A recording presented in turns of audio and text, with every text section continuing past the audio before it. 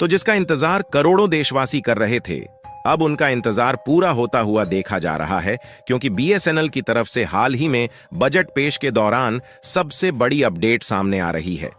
दरअसल बीएसएनएल को हाल ही में फाइनेंशियल ईयर 2024-25 के यूनियन बजट पेश के दौरान लगभग 82,916 करोड़ रुपए का एलोकेशन दिया गया है। क्योंकि आप लोगों ने और अन्य मोबाइल यूजर्स ने जिस तरीके से बीएसएनएल का साथ दिया है और जियो का बायकॉट किया, उससे सरकार भी काफी ज्यादा इन्फ्लुएंस हो चुकी है। और सरकार ने कोई छोटा मोटा नहीं, बल्कि बीएसएनएल को 82,916 करोड़ यानी कि लगभग 83,000 करोड़ रुपए का फंड एलोकेट कर दिया है, जिससे अब बीएसएनएल की तरफ से जिन जगहों पर 4G नेटवर्क नहीं पहुंचा, वहां पर टावर को लगाने के साथ साथ ऑप्टिकल केबल बिछाने का काम शुरू किया जा रहा है, ताकि बीएसएनएल का सस्ता इंटरनेट भी मिल सके और अच्छी स्पीड भी देखने को मिली। यानी कि यह बात अब साफ हो चुकी है कि जिस तरीके से पिछले 2 हफ्तों में रिलायंस जियो के ओनर मुकेश अंबानी ने अपनी मोनोपोली यानी कि मनमानी लोगों पर चलाई है, उससे अब भारत सरकार भी एक्शन में आ चुकी है और इन्हें अब जवाब देने के लिए बीएसएनएल को दोबारा से मोबाइल यूजर्स के सामने खड़ा कर रही है।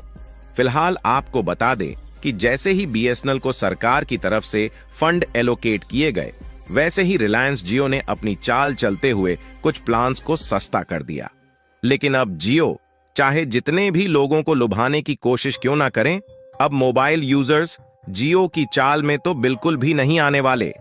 तो आखिर बीएसएनएल को सरकार की तरफ से जो फंड मिला है, इसका इस्तेमाल टाटा और बीएसएनएल किस तरीके से करने जा रहे हैं और जियो की तरफ से कौन से प्लान सस्ते किए जा चुके हैं, इस वीडियो में हम आपको बताने वाले हैं।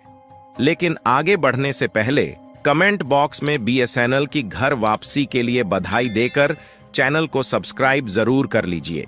देखिए, पिछले 2 हफ्तों में जिस तरीके से प्राइवेट सेक्टर की तीनों टेलीकॉम कंपनियां जियो, एयरटेल और वोडाफोन आइडिया ने अपनी मोनोपोली भारत के करोड़ों देशवासियों पर चलाई है, इससे सभी मोबाइल यूजर जियो को लेकर पूरी तरह से विरोध कर रहे हैं। और इसमें सरकार की भी कहीं ना कहीं गलती निकाली जा रही थी कि सरकार ने ही बीएसएनएल के नेटवर्क कवरेज को बढ़ाने के लिए बराबर फंड एलोकेट नहीं किया, जिससे बीएसएनएल डूब गया। और इसी के कारण यह प्राइवेट सेक्टर वाली कंपनी अब भारत के लोगों पर अपनी मनमानी चला रही है। लेकिन भारत सरकार को ऐसी बातें सुनने में आ रही है तो वह पूरी तरह से एक्शन में आ चुकी है। और जब इसी बीच 23 जुलाई को बजट पेश होना था, तो इसी बजट में अकेले टेलीकॉम सेक्टर के लिए 1 ट्रिलियन का फंड एलोकेट किया गया है, जिसमें से बीएसएनएल को अकेले लगभग 83,000 करोड़ रुपए का फंड मिला है। और जब से बीएसएनएल के खाते में सरकार के द्वारा यह पैसे ट्रांसफर किए गए हैं, तब से एक नई लहर देखने को मिल रही है। और जब सरकार का खुद साथ मिल रहा है, तो बीएसएनएल और टाटा दोनों मिलकर सस्ता इंटरनेट प्रोवाइड करने के लिए फिर से एक बार अपनी कमर कस चुके हैं।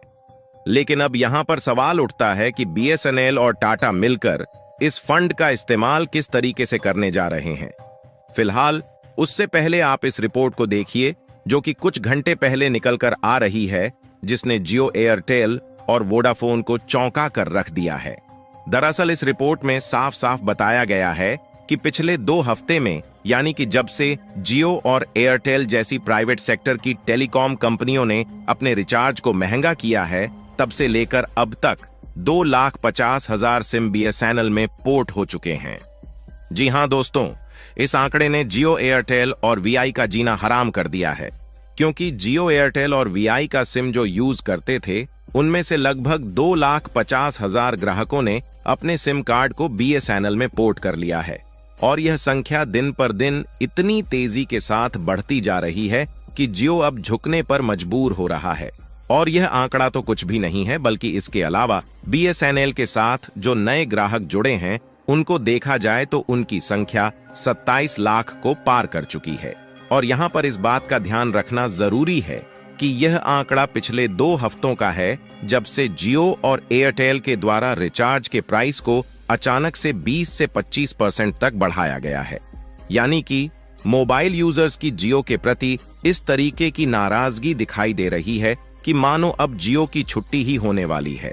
और बजट के तुरंत बाद जियो को इतनी ज्यादा घबराहट होने लगी कि जैसे ही फंड सरकार की तरफ से बीएसएनएल के खाते में ट्रांसफर किए गए, वैसे ही जियो झुकने पर मजबूर हो गया और उन्होंने अपना पुराना 349 रुपए वाला प्लान फिर से लागू कर दिया, जिसमें 2 GB पर डे इंटरनेट के साथ अनलिमिटेड कॉलिंग दी जा रही है। लेकिन बाकी के जो प्लान है उसमें कोई भी परिवर्तन नहीं किया गया और जियो एक हिसाब से लोगों को दिलासा देने की कोशिश कर रहा है। हालांकि जिस तरीके से लोग जियो की चाल समझ चुके हैं और बीएसएनएल के साथ जुड़ रहे हैं, उससे जियो की अब यह कोशिश भी नाकामयाब होने जा रही है। चलिए बात करते हैं कि बीएसएनएल और टाटा मिलकर इस 83,000 करोड़ रुपए के फंड का इस्तेमाल किस तरीके से करने जा रहे हैं। पहले आपको यह बात कंफर्म कर दे कि 83,000 करोड़ रुपए अकेले बीएसएनएल को मिले हैं, जबकि भारत के पूरे टेलीकॉम सेक्टर को बढ़ाने के लिए लगभग 1.27 लाख करोड़ रुपए का बजट दिया जा चुका है।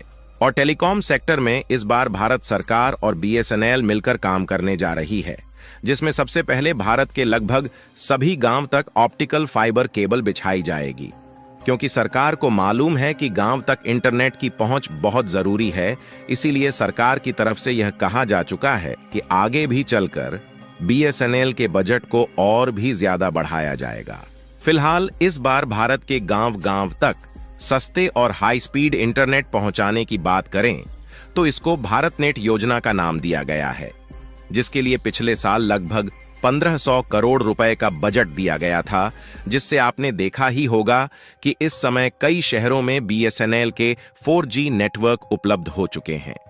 लेकिन सरकार को इस बार लगा कि बीएसएनएल को मार्केट में रहना काफी ज्यादा जरूरी है, नहीं तो प्राइवेट टेलीकॉम कंपनियां अपनी मनमानी करती रहेगी। इसलिए भारत नेट परियोजना के तहत ऑप्टिकल फाइबर के जरिए गांव-गांव तक इंटरनेट पहुंचाने के लिए 83,000 करोड़ रुपए का बजट दे दिया है। और आपको जानकर हैरानी होगी कि न सिर्फ गांव तक सस्ता इंटरनेट पहुंचाने की तैयारी चल रही है, बल्कि सरकार की तरफ से भारत के सभी लोगों को फ्री में इंटरनेट प्रोवाइड करने की मंजूरी मिल गई है। हालांकि यह संभव तभी हो पाएगा जब भारत के सभी गांव तक ऑप्टिकल फाइबर की केबल से 4G इंटरनेट मिलने लगेगा। पर आपको बता दें कि भारत के टेलीकॉम सेक्टर को इतना ज्यादा बजट इसलिए दिया गया है ताकि प्राइवेट कंपनियों की मोनोपोली तो खत्म होगी, साथ ही लोगों को रोजगार के नए अवसर भी मिल सके। क्योंकि एक समय था जब बीएसएनएल अपने कर्मचारियों की सैलरी नहीं दे पा रहा था और उन्हें ना चाहते हुए कई कर्मचारियों को निकालना पड़ा। लेकिन अब बीएसएनएल के कर्मचारियों को सैलरी बराबर मिलेगी, जिससे वह अपने ग्राहकों को अच्छी सुविधा दे पाएंगे। और आपको यह भी बता दें कि बीएसएनएल का 4G जियो, एयरटेल और वीआई की तुलना में बिल्कुल अलग है, क्योंकि इसमें स्वदेशी टेक्नोलॉजी का इस्तेमाल हो रहा है, जिसमें भारत में बनाए गए कंपोनेंट ही लगाए जा रहे हैं, जबकि जियो और एयरटेल आज भी 40% टेक्नोलॉजी और कंपोनेंट चीन और जापान की यूज कर रहे हैं। और सरकार ने बीएसएनएल को बढ़ावा देने के साथ जियो एयरटेल को नीचे गिराने के लिए टेलीकॉम पर इंपोर्ट ड्यूटी को 10 से 15% तक बढ़ा दिया है, जिससे जियो जैसी प्राइवेट टेलीकॉम कंपनी जो विदेशी टेक्नोलॉजी पर डिपेंडेंट है, वह नीचे गिरने जा रही है और बीएसएनएल ऊपर उठने जा रहा है। बाकी अब बीएसएनएल का साथ देने के लिए सरकार भी मैदान में कूद चुकी है। उसके लिए कमेंट बॉक्स में बीएसएनएल और टाटा को बधाई देना बिल्कुल ना भूले। साथ ही इस वीडियो को एक लाइक करके अपने मित्रों तक शेयर जरूर करें, ताकि बीएसएनएल की सही जानकारी भारत के कोने कोने में पहुंच जाए। इसी तरह और भी नॉलेजेबल वीडियो देखने के लिए चैनल को सब्सक्राइब करके बेल आइकन को ऑल पर जरूर सेलेक्ट करें। जय श्री राम।